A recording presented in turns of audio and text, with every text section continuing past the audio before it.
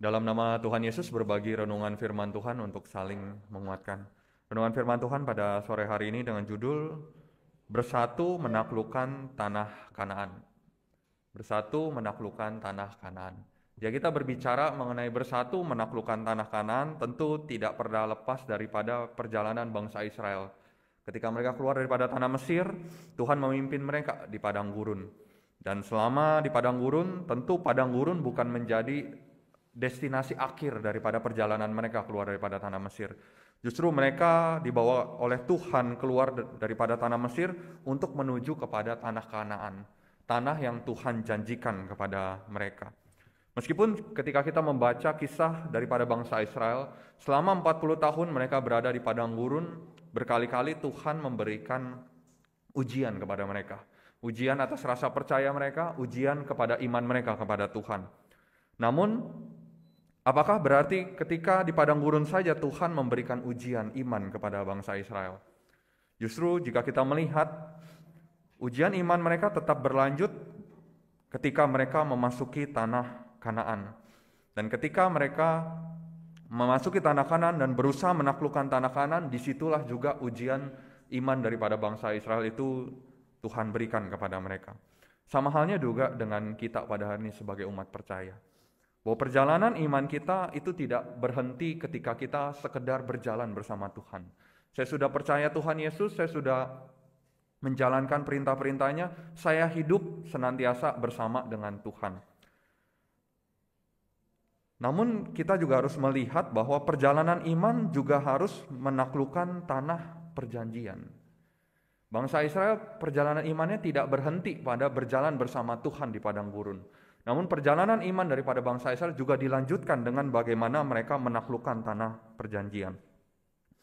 Dan sama halnya juga dengan diri kita, bahwa perjalanan iman kita juga harus dilanjutkan dengan bagaimana kita menaklukkan tanah perjanjian, yaitu bagaimana menjadikan tanah yang tadinya ditempati oleh orang-orang yang tidak percaya menjadi tanah yang ditempati oleh orang-orang yang percaya kepada Tuhan. Dan sama halnya juga dengan perjalanan daripada sebuah gereja. Perjalanan daripada sebuah gereja tidak berhenti kepada ketika bangunan gereja itu berdiri dengan megahnya. Namun harus dilanjutkan dengan bagaimana gereja itu akhirnya bermekaran, tidak hanya berhenti di dalam satu tempat. Dan pada kesempatan sore hari ini kita akan sama-sama mempelajari bagaimana bangsa Israel menaklukkan tanah perjanjian sebagai sebuah refleksi di dalam perjalanan iman kita dan juga di dalam perjalanan sebuah gereja. Bagaimana dalam iman kita pribadi dan juga di dalam perjalanan gereja bahwa kita pribadi dan gereja harus menaklukkan tanah perjanjian. Yang pertama kita sama-sama lihat di Yosua pasal 1 ayat 12 sampai ayat yang ke-18. Yosua pasal 1 ayat 12 sampai ayat yang ke-18. Ini adalah awal daripada kitab Yosua ketika mereka akan memasuki tanah perjanjian. Yosua pasal 1 ayat 12 sampai ayat yang ke-18. Di sini dituliskan, kepada orang Ruben, kepada orang Gad, dan kepada suku Manasye yang setengah itu, berkatalah Yosua demikian. Ingatlah kepada perkataan yang dipesankan Musa, hamba Tuhan itu kepadamu, yakni Tuhan Allahmu mengaruniakan keamanan kepadamu dan memberikan kepadamu negeri ini. Perempuan-perempuan dan anak-anak di antara kamu dan ternakmu boleh tinggal di negeri yang diberikan Musa kepadamu di seberang sungai Yordan. Tetapi kamu, semua pahlawan yang gagah perkasa, haruslah menyeberang di depan saudara-saudaramu dengan bersenjata, dan haruslah menolong mereka, sampai Tuhan mengaruniakan keamanan kepada saudara-saudaramu, seperti kepada kamu juga. Dan mereka juga menduduki negeri yang akan diberikan kepada mereka oleh Tuhan Allahmu. Kemudian bolehlah kamu pulang kembali ke negerimu sendiri, dan menduduki negeri yang diberikan Musa, hamba Tuhan itu kepadamu, di seberang sungai Yordan, di sebelah matahari terbit. Lalu mereka menjawab Yosua katanya, segala yang kau perintahkan kepada kami akan kami lakukan, dan kemanapun kami akan kau suruh, kami akan pergi. Sama seperti kami mendengarkan perintah Musa, demikianlah kami akan mendengarkan perintahmu. Hanya Tuhan Allahmu kiranya menyertai engkau, seperti ia menyertai Musa. Setiap orang yang menentang perintahmu dan tidak mendengarkan perkataanmu, apapun yang kau perintahkan kepadanya, dia akan dihukum mati. Hanya kuatkan dan teguhkanlah hatimu. Jadi ketika bangsa Israel hendak memasuki tanah Kanaan dan menaklukkan tanah Kanaan, kita juga mengingat bahwa ada 2,5 suku yang sudah menerima tanah terlebih dahulu di sebelah timur daripada Sungai Yordan. Dan ketika Yosua dan suku-suku Israel yang lain hendak memasuki tanah Kanaan, di sini dikatakan bahwa mereka juga mengajak 2,5 suku yang sudah menerima tanah itu untuk terlibat di dalam penaklukan daripada tanah Kanaan. Jika kita membayangkan pada saat itu menjadi 2,5 suku yang berada di timur Sungai Yordan, bukankah mereka baru saja menerima tanah itu? Mereka bukan yang sudah tinggal lama di situ dan sudah dalam kondisi yang nyaman di tanah itu. Mereka seperti orang yang baru pindah ke tanah itu. Dan sama halnya jika kita baru pindah ke satu tempat, pindah ke satu kota ataupun pindah rumah, kita pasti mengalami masa-masa di mana masih repot. Semua masih harus dibereskan, semua masih harus dirapikan. Dan 2,5 suku itu sama halnya. Ketika mereka menerima tanah di sebelah timur Sungai Yordan, mereka masih dalam proses untuk menetap dengan aman di sana. Dan dikatakan juga bahwa mereka harus meninggalkan perempuan-perempuan dan anak-anak dan ternak-ternak mereka di sebelah timur Sungai Yordan. Jadi seluruh laki-laki, orang-orang yang bisa berperang, semuanya pergi. Saudara-saudari terkasih di dalam Tuhan, jika kita membayangkan menjadi 2,5 suku ini, bisakah kita akhirnya beralasan kepada Yosua? Yosua, kami ini kan baru saja pindah. Barang-barang kami itu belum beres secara sepenuhnya. Belum rapi lah tempat tinggal kami. Tapi kamu sudah suruh kami pergi lagi, meninggalkan perempuan-perempuan dan anak-anak. Yosua, masa kami meninggalkan perempuan-perempuan dan anak-anak di tempat itu? Bagaimana kalau mereka diserang? Saudara-saudari terkasih dalam Tuhan, jika kita membayangkan menjadi 2,5 suku, alasan itu adalah alasan yang sangat masuk akal. Saya baru pindah, udah disuruh pergi lagi. Dan ketika saya pergi, saya harus meninggalkan orang-orang yang bisa dikatakan dalam tanda kutip lemah, perempuan-perempuan dan anak-anak. Kalau diserang, mereka tidak akan bisa melawan. Dan jika mereka diserang tidak bisa melawan, maka mereka bisa ditawan dan segala ternak kami bisa diambil oleh bangsa asing. Namun bagaimana 2,5 suku ini menjawab Yosua? Jadi kita kembali di Yosua pasal 1. Ayat yang ke-16 sampai ayat yang ke-18. Yosua pasal 1 ayat 16 sampai ayat yang ke-18. Di sini dituliskan. Lalu mereka menjawab Yosua, katanya, segala yang kau perintahkan kepada kami akan kami lakukan. Dan kemanapun kami akan kau suruh, kami akan pergi. Sama seperti kami mendengarkan perintah Musa, demikianlah kami akan mendengarkan perintahmu. Hanya Tuhan Allahmu kiranya menyertai engkau, seperti ia menyertai Musa. Setiap orang yang menentang perintahmu dan tidak mendengarkan perkataanmu, apapun yang kau perintahkan kepadanya, dia akan dihukum mati. Hanya kuatkan dan teguhkanlah hatimu. Di sini kita dapat melihat bahwa 2,5 suku itu tidak sedikit pun memberikan alasan kepada Yosua. Mereka tidak berkata, Yosua kami baru saja menetap di tempat ini, tidak. Mereka tidak berkata, Yosua benarkah kami harus meninggalkan perempuan-perempuan, anak-anak dan juga ternak-ternak kami. Mereka juga tidak berkata seperti itu. Yang mereka lakukan adalah kami akan pergi. Kami akan pergi. Kami akan mengikuti engkau. Saudara-saudari terkasih di dalam Tuhan, kenapa 2,5 suku ini dapat dengan sepenuh hati meninggalkan tempat mereka dan dapat dengan sepenuh hati bersatu untuk menaklukkan tanah Kanaan? Tidak lain dan tidak bukan adalah karena mereka menaruh hati mereka kepada saudara-saudara mereka yang belum menerima tanah. Mereka menaruh hati mereka kepada saudara-saudara mereka yang belum menerima tanah. Saudara-saudari terkasih di dalam Tuhan, pada hari ini kiranya juga boleh menjadi sebuah refleksi kepada kita. Apa yang menjadi satu penghalang bagi kita untuk melangkah, untuk menaklukkan tanah perjanjian? Apa yang menjadi satu penghalang bagi kita untuk melangkah, untuk terlibat di dalam penginjilan? Seringkali adalah alasan pribadi bahwa berkata, saya tidak pandai di dalam menginjil. Saya tidak punya modal di dalam menginjil. Saya tidak punya kemampuan untuk menginjil orang lain.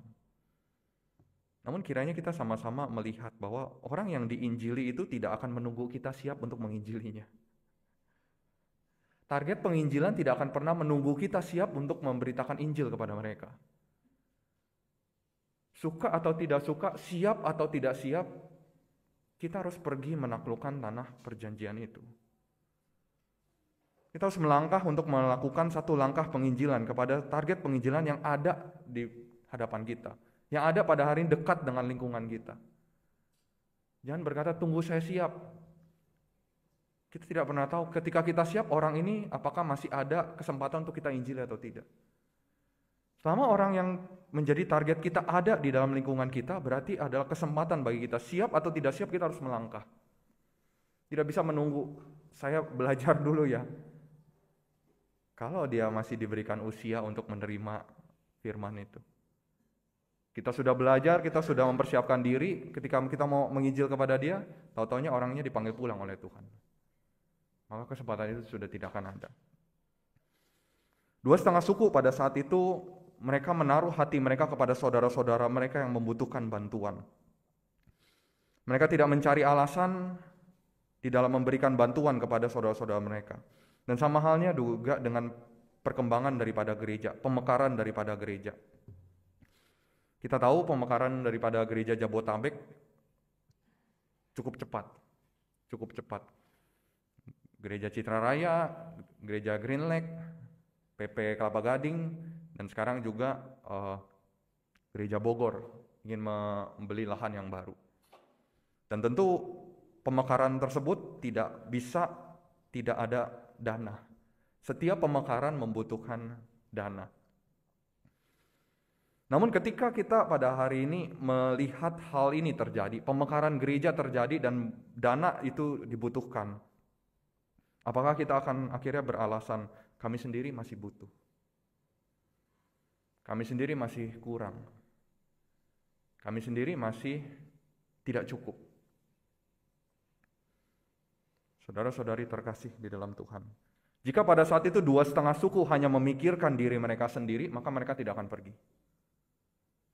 Mereka akan tetap tinggal di sebelah timur Sungai Yordan, menjaga para perempuan, anak-anak mereka, dan ternak-ternak mereka. Namun karena mereka memperhatikan saudara-saudara mereka yang belum dalam kondisi yang damai, mereka pergi dan bersama-sama dengan saudara-saudara mereka untuk menaklukkan tanah perjanjian. Mereka menaruh fokus mereka kepada saudara-saudara mereka yang lebih membutuhkan daripada mereka. Lalu apa yang terjadi ketika mereka bersatu untuk menaklukkan tanah Kanaan? Kita akan melihat di Yosua pasal 6 ayat 15 sampai 20. Yosua pasal yang ke-6 ayat 15 sampai ayat yang ke-20. Di sini dituliskan ayat 15 sampai 20. Tetapi pada hari yang ke-7 mereka bangun pagi-pagi ketika fajar menyingsing dan mengelilingi kota 7 kali dengan cara yang sama. Hanya pada hari itu mereka mengelilingi kota itu 7 kali. Lalu pada ke-7 kalinya ketika para imam meniup sangkakala, berkatalah Yosua kepada bangsa itu, bersoraklah sebab Tuhan telah menyerahkan kota ini kepadamu. Dan kota itu dengan segala isinya akan dikhususkan bagi Tuhan untuk dimusnahkan. Hanya Rahab perempuan sundal itu akan tetap hidup. Ia dengan semua orang yang bersama-sama dengan dia dalam rumah itu. Karena ia telah menyembunyikan orang suruhan yang kita suruh. Ayat 18. Tetapi kamu ini jagalah dirimu terhadap barang-barang yang dikhususkan untuk dimusnahkan, supaya jangan kamu mengambil sesuatu dari barang-barang yang dikhususkan itu. Setelah mengkhususkannya dan dengan demikian membawa kemusnahan atas perkemahan orang Israel dan mencelakakannya. Segala emas dan perak serta barang-barang tembaga dan besi adalah kudus bagi Tuhan. Semuanya itu akan dimasukkan ke dalam perbendaharaan Tuhan. Ayat 20. Lalu bersoraklah bangsa itu sedang sangkakala ditiup. Segera sesudah bangsa itu mendengar bunyi sangkakala, bersoraklah mereka dengan sorak yang nyaring. Maka runtuhlah tembok itu, lalu mereka memanjat masuk ke dalam kota, masing-masing langsung ke depan dan merebut kota itu. Kota Yeriko adalah peperangan pertama bangsa Israel untuk menaklukkan tanah Kanaan. Dan di dalam peperangan pertama mereka menghadapi sebuah kota yang sudah siap bertahan menghadapi serangan daripada bangsa Israel. Pasukannya siap, tembok kotanya juga siap untuk bertahan. Namun kita tadi sama-sama membaca di ayat yang ke-20. Hanya dengan mentaati perkataan Tuhan, di hari yang ke-7 mereka mengitari 7 kali kota itu, dan bunyi sangkakala bunyikan, mereka bersorak dengan suara yang nyaring, tembok kota bisa runtuh.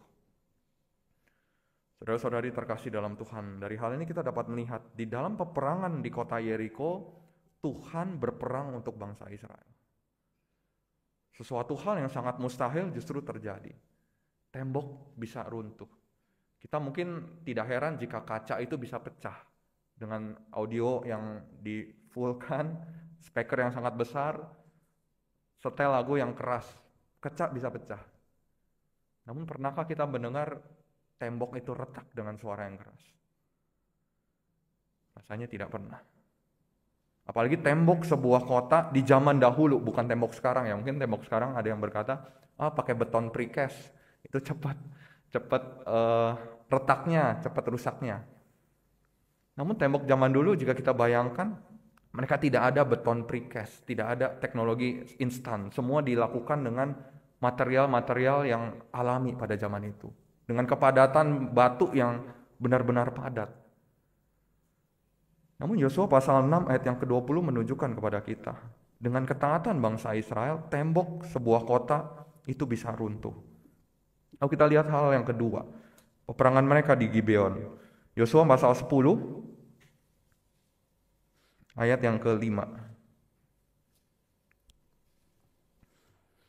Yosua pasal 10 ayat yang ke-5. Di sini dituliskan, lalu kelima raja orang Amori itu berkumpul dan bergerak maju. Raja Yerusalem, Raja Hebron, Raja Yarmut, Raja Lakis, dan Raja Eglon. Mereka beserta seluruh tentara mereka. Mereka berkemah mengepung Gibeon dan berperang melawannya. Di sini bangsa Israel diserang oleh 5 raja. Lalu apa yang terjadi? Kita lihat di ayat yang ke-8 sampai ayat yang ke-14. Yosua pasal 10 ayat yang ke-8 sampai ayat yang ke-14. Berfirmanlah Tuhan kepada Yosua, janganlah takut kepada mereka, sebab aku menyerahkan mereka kepadamu. Tidak seorang pun dari mereka yang akan dapat bertahan menghadapi engkau. Lalu Yosua menyerang mereka dengan tiba-tiba setelah semalam-malaman bergerak maju dari Gilgal. Dan Tuhan mengacaukan mereka di depan orang Israel, sehingga Yosua menimbulkan kekalahan yang besar di antara mereka dekat Gibeon, mengejar mereka ke arah pendakian Bet Horon dan memukul mereka mundur sampai dekat Azeka dan Makeda. Sedang mereka melarikan diri di depan orang Israel dan baru di lereng Bet Horon, maka Tuhan melempari mereka dengan batu-batu besar dari langit sampai ke Azeka, sehingga mereka mati. Yang mati kena hujan batu itu ada lebih banyak dari yang dibunuh oleh orang Israel dengan pedang. Kita lanjutkan ayat 12. Lalu Yosua berbicara kepada Tuhan pada hari Tuhan menyerahkan orang Amori itu kepada orang Israel. Ia berkata di hadapan orang Israel, matahari berhentilah di atas Gibeon, dan engkau bulan di atas lembah Ayalon. Maka berhentilah matahari dan bulan pun tidak bergerak, sampai bangsa itu membalaskan dendamnya kepada musuhnya. Bukankah hal itu tertulis dalam kitab orang jujur? Matahari tidak bergerak di tengah langit dan lambat-lambat terbenam kira-kira sehari penuh. 14. Belum pernah ada hari seperti itu baik dahulu maupun kemudian, bahwa Tuhan mendengarkan permohonan seorang manusia secara demikian. Sebab yang berperang untuk orang Israel ialah Tuhan. Di Gibeon mereka diserang oleh 5 raja. Namun di dalam peperangan itu kita dapat melihat porsi daripada bangsa Israel itu kecil sebenarnya. Mereka menyerang, mereka mengacaukan 5 raja itu, namun dikatakan ketika 5 raja itu beserta pasukannya dalam kondisi pelarian, Tuhan menjatuhkan batu dari langit. Dan dikatakan yang mati oleh batu dari langit lebih banyak dibandingkan yang ditumpas oleh bangsa Israel. Dan tidak berhenti di situ. Mereka dalam pelarian, Yosua meminta matahari tidak bergerak. Dan Tuhan mengabulkan, matahari tidak bergerak sampai mereka menumpas habis kelima raja itu. Dan di ayat yang ke-14 tadi di bagian akhir kembali dituliskan, sebab yang berperang untuk orang Israel ialah Tuhan. 2 kali peperangan, 2 kali Tuhan berperang bagi mereka. Lalu kita lihat lagi peperangan di selatan Kanaan. Yosua pasal 10 ayat yang ke-42. Yosua pasal 10 ayat yang ke-42. Di sini kembali dituliskan, semua raja ini dan negeri mereka telah dikalahkan Yosua sekaligus. Dikalahkan Yosua sekaligus. Sebab yang berperang untuk orang Israel ialah Tuhan Allah Israel. Ada kata yang sangat menarik. Dikalahkan Yosua sekaligus. Bukan satu-satu, saya serang ini dulu ya, selesai, saya serang ini lagi, selesai, saya serang ini lagi, selesai. Namun dikalahkan sekaligus dalam satu kali peperangan. Sebuah bangsa yang 40 tahun berada di padang gurun. Bangsa yang tidak ada terlatih untuk berperang. Bangsa yang memiliki sejarah menjadi budak untuk mengerjakan batu bata di Mesir. Namun bangsa yang tidak memiliki pengalaman seperti itu dapat mengalahkan banyak raja dalam satu kali, sekaligus. Dan kembali di ayat 42 dikatakan, sebab yang berperang untuk orang Israel ialah Tuhan Allah Israel. Lalu kita lihat perang yang terakhir di Kanaan. Yosua 11 ayat 1 sampai 5.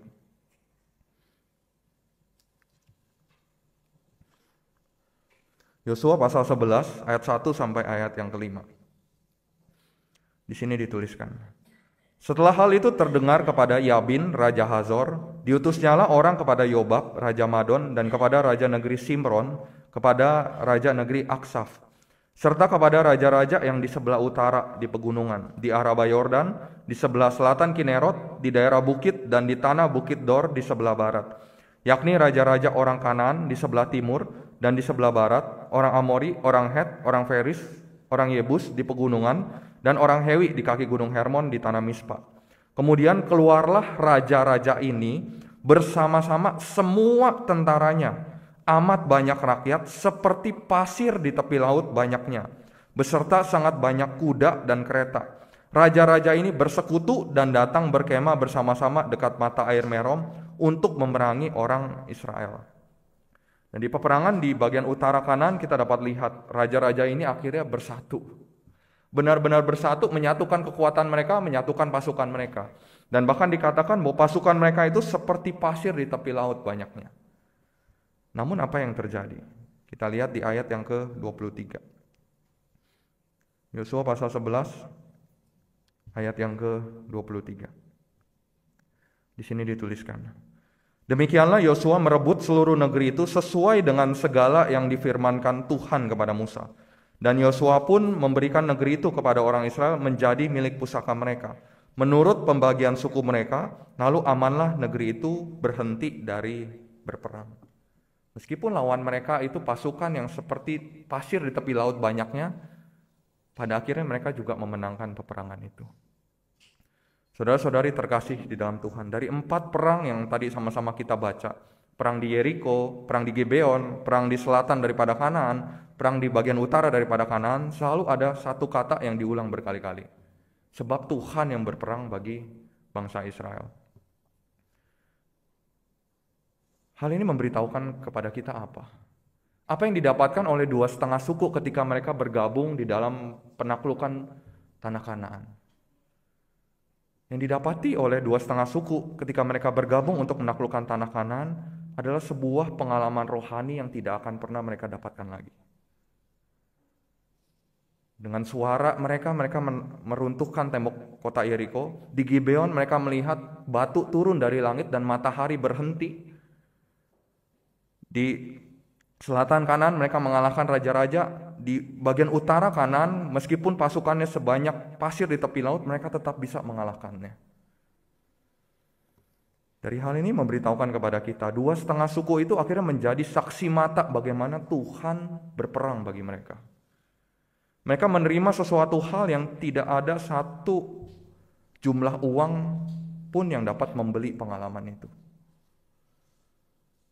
Kesatuan daripada mereka menaklukkan tanah Kanaan menjadi sebuah kesaksian yang pada hari ini kita sama-sama baca. Saudara-saudari terkasih di dalam Tuhan, dari hal ini kita dapat melihat bahwa di dalam kesatuan akan ada sebuah berkat rohani. Akan ada sebuah pengalaman rohani yang tidak dirasakan ketika tidak ada kesatuan. Dan ini yang tadi sama-sama kita lihat dari 4 peperangan yang dihadapi oleh bangsa Israel di tanah Kanaan. Dan hal yang ketiga, bahwa tidak ada kerugian di dalam kesatuan. Kita buka di Yosua pasal 22 ayat 1 sampai ayat yang ke-6. Yosua pasal 22 ayat 1 sampai ayat yang ke-6. Di sini dituliskan. Lalu Yosua memanggil orang Ruben, orang Gad, dan suku Manasye yang setengah itu, dan berkata kepada mereka, "Kamu telah memelihara segala yang diperintahkan kepadamu oleh Musa hamba Tuhan itu, dan telah mendengarkan perkataanku dalam segala yang kuperintahkan kepadamu. Kamu tidak meninggalkan saudara-saudaramu selama waktu ini sampai sekarang, tetapi kamu setia memelihara perintah Tuhan Allahmu kepadamu. Tetapi sekarang Tuhan Allahmu telah mengaruniakan keamanan kepada saudara-saudaramu seperti yang dijanjikannya kepada mereka. Oleh sebab itu pulanglah ke kemahmu, ke tanah milikmu yang telah diberikan kepadamu oleh Musa hamba Tuhan itu di seberang Yordan. Hanya lakukanlah dengan sangat setia perintah dan hukum yang diperintahkan kepadamu oleh Musa hamba Tuhan itu, yakni mengasihi Tuhan Allahmu, hidup menurut segala jalan yang ditunjukkannya, tetap mengikuti perintahnya, berpaut padanya, dan berbakti kepadanya dengan segenap hatimu dan dengan segenap jiwamu." Ayat yang ke-6. Lalu Yosua memberkati mereka dan melepas mereka pergi. Maka pulanglah mereka ke kemah mereka. Dari ayat 1 sampai ayat yang ke-6 kita dapat melihat bahwa 2,5 suku ini menolong saudara-saudara mereka sampai tuntas. Tidak setengah-setengah. Tidak di tengah perjalanan, udahlah kami mau pulang, kami rindu kepada istri dan anak-anak kami. Tidak. Benar-benar ditolong sampai selesai, mereka damai, baru mereka pulang. Ketika mereka pulang, saudara mereka sudah dalam kondisi yang damai. Dan apakah mereka pulang hanya dengan pengalaman rohani saja? Kita lihat di ayat yang ke-7 dan ayat yang ke-8. Yosua pasal 22, ayat yang ke-7 dan ayat yang ke-8. Di sini dituliskan, "Kepada suku Manasye yang setengah telah diberikan Musa bagian mereka di Basan. Kepada suku yang setengah lagi telah diberikan Yosua bagian mereka di antara saudara-saudara mereka di sebelah barat sungai Yordan. Lagipun ketika Yosua melepas mereka pergi ke kemah mereka, setelah memberkati mereka, maka ia berkata kepada mereka demikian, 'Pulanglah ke kemahmu dengan kekayaan yang banyak, dan dengan sangat banyak ternak, dengan perak, emas, tembaga, besi, dan dengan pakaian yang sangat banyak. Bagilah dengan saudara-saudaramu jarahan yang dari musuhmu itu.'"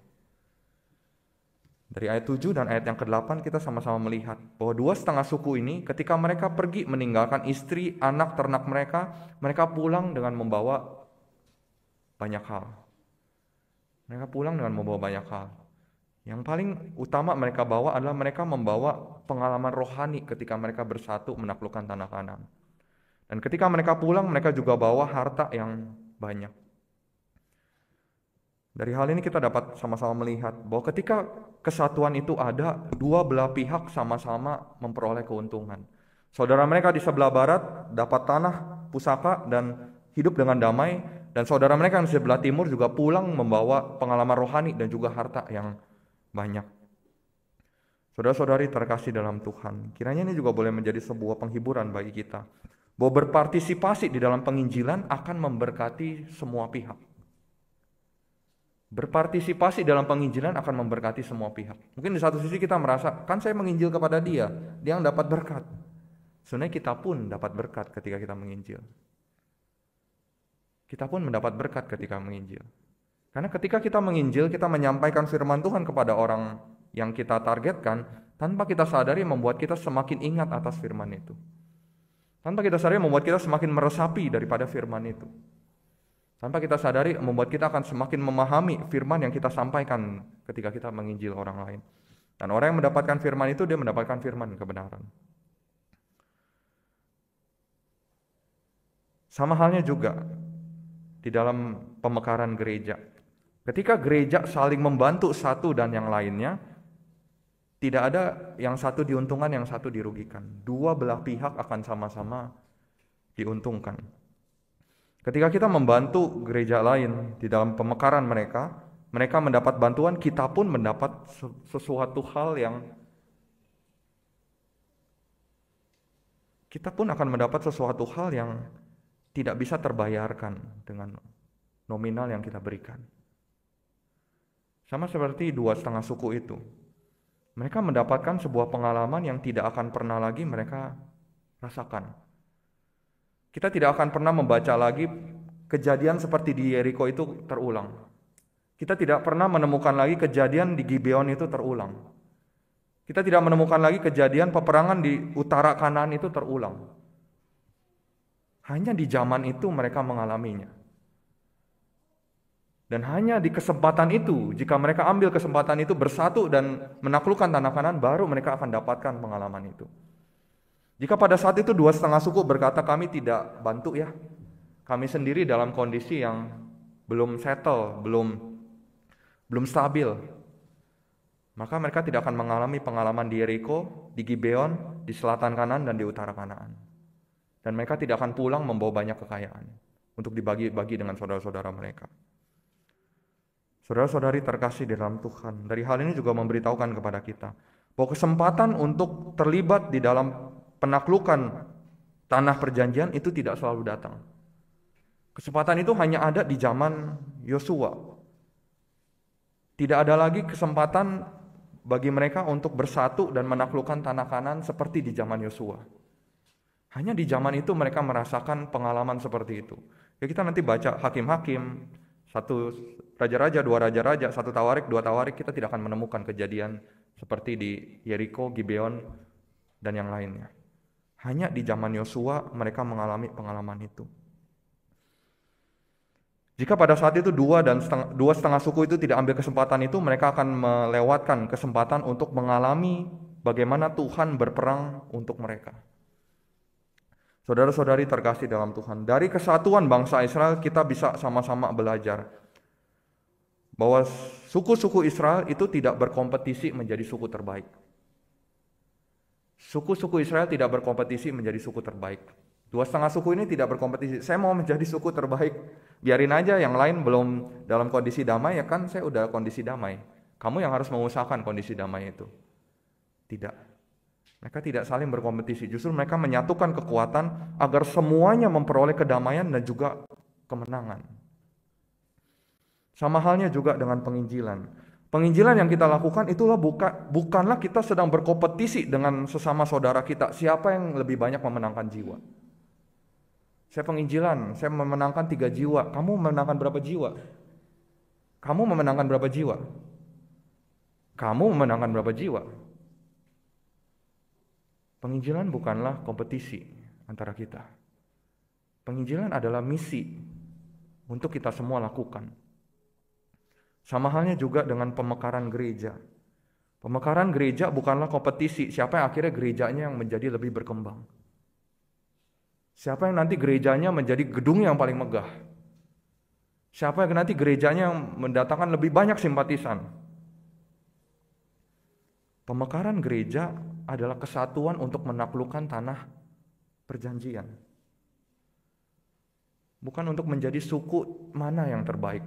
Oh, suku Sunter menjadi suku yang terbaik. Gedungnya besar, gedungnya mewah, banyak jemaatnya.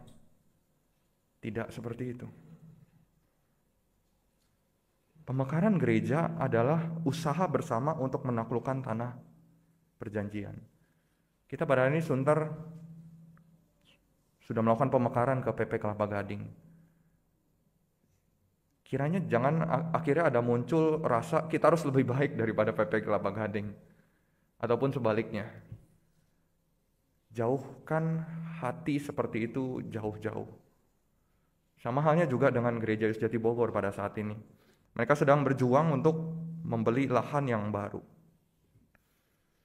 Jika kita yang cukup lama di sini mungkin tahu sejarah Gereja Sejati Bogor. Sudah berapa lama di tempat yang lama. Dan jika saudara-saudari tahu, untuk pasang spanduk KPI itu nggak berani. Pasang spanduk KPI di depan gedung itu nggak berani. Jika saudara-saudari pernah ke Gereja Sejati Bogor, untuk masuk ke dalam aula, pintunya itu pintu rahasia. Kita di sini pintunya jelas kelihatan, aula kemana? Oh, udah tahu kemana. Kalau saudara-saudari pertama kali datang ke Gereja Sejati Bogor akan nanya, aulanya mana? Karena pintunya pintu rahasia. Kenapa sampai sedemikian? Karena pernah mengalami satu peristiwa yang tidak menyenangkan. Didatangi warga dan dipertanyakan. Dan pada hari ini mereka menemukan satu lokasi yang kami berharap ini adalah lokasi yang Tuhan tunjukkan. Memang jumlahnya besar nominalnya, 9 miliar. Namun tanah yang didapatkan juga besar, 1.200 meter. Dan jika dilihat secara nominal, sebenarnya sang penjual itu menjual di bawah NJOP. Cukup murah sebenarnya di lokasi tersebut dengan luas tanah seperti itu. Namun mungkin kita berpikir, tapi kan Sunter juga lagi butuh ya. Sunter kan juga lagi butuh. Sunter kan juga mau bangun. Mau bangun juga biayanya lebih daripada 9 miliar. Saudara-saudari terkasih di dalam Tuhan, kiranya kita sama-sama melihat bahwa memang Sunter di satu sisi sedang dalam posisi membutuhkan. Namun di satu sisi Sunter juga dalam posisi yang bisa memberikan bantuan. Membutuhkan, namun di satu sisi juga bisa memberikan bantuan. Dan di satu sisi jika kita sama-sama menyadari, Sunter pun menjadi posisi yang diberikan bantuan untuk pembangunan gereja, gedung gereja Yesus Sejati Sunter. Kita pun terima bantuan. Kiranya kesatuan daripada bangsa Israel ketika mereka menaklukkan tanah Kanaan menjadi sebuah perenungan bagi kita pada hari ini. Jika kita hanya berfokus kepada kondisi kita pada hari ini, mungkin akan lebih berpikir, oh, nggak usah bantu dulu deh, atau nggak usah bantu sebesar itu deh. Namun kiranya kita melihat daripada 2,5 suku itu, bagaimana mereka membantu secara komplit. Sampai selesai, saudara mereka aman, damai, baru mereka kembali. Dan itulah yang kita harapkan juga. Kita berharap saudara kita di Gereja Sejati Bogor nanti bisa pasang pelang di depan, bisa pasang spanduk ketika mereka mengadakan KPI, bisa mengadakan acara donor darah yang tiap tahun kita mudah untuk lakukan. Bagi mereka itu hal yang saat ini mustahil untuk dilakukan. Sebagai ayat penutup kita sama-sama buka Mazmur 19 ayat yang ke-17.